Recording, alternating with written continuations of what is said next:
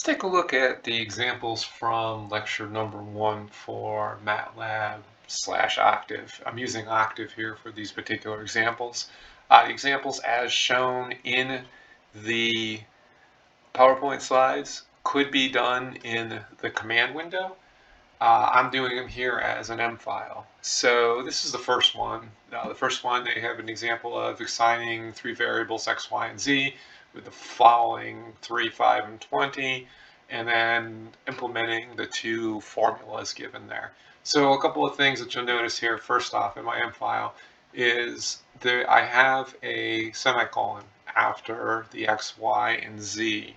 The semicolon will suppress the output, meaning when we run these and we look at the command window, we won't see the values for x, y, and z. You'll notice that these two do not have semicolons, so that the a and the b values will actually be displayed. Everything will show up here in the workspace, the x, y, z, and the a and the b. So let's hit run. So as I hit run, you'll notice that the x, y, and z, 3, 5, and 20 have been displayed. And the 0.4 and 11.25, which they tell us are the correct answers for the A and the B, are also displayed here. If we switch to the command window, right, you'll see that Module 1 lecture, that's what I called it for better or for worse, was run, and you can see the two lines that are displayed. A is 0.4 and B is 11.25. So let's switch back to the editor. And let's take a look at the second one. So this was the second example in the text. So in this particular example, they have you figuring out, based upon some formula that's supposed to be how quickly you learn, how much you learn about MATLAB in some period of time. So in this case, they use 3 hours for the example. I guess the class used to be 3 hours long. If we were meeting in person, it would only be 2 hours long. So I'm implementing the same formulas that they implemented there, and except I changed it to 2 hours.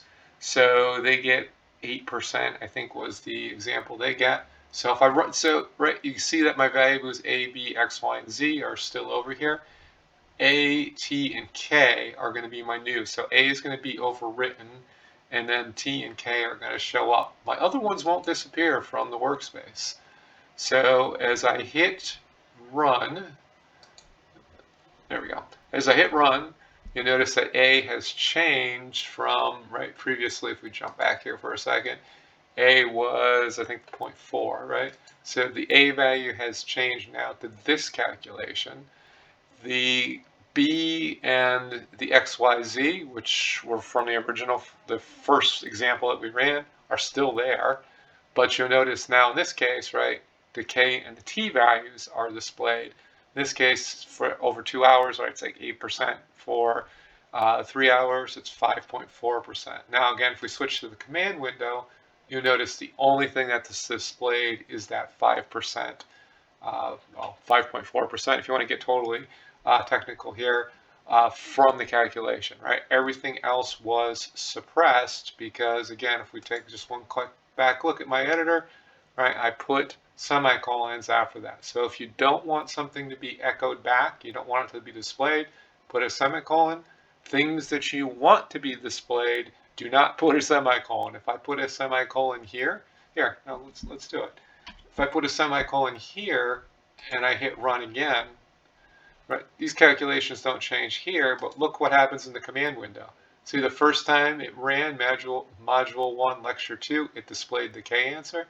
Look what happens here. Nothing is displayed, right? You wouldn't want that. So make sure when there are things that you want to have displayed, right, you get rid of the semicolon, right? And now when I go back to the command window, you'll notice that the 5.4% is displayed.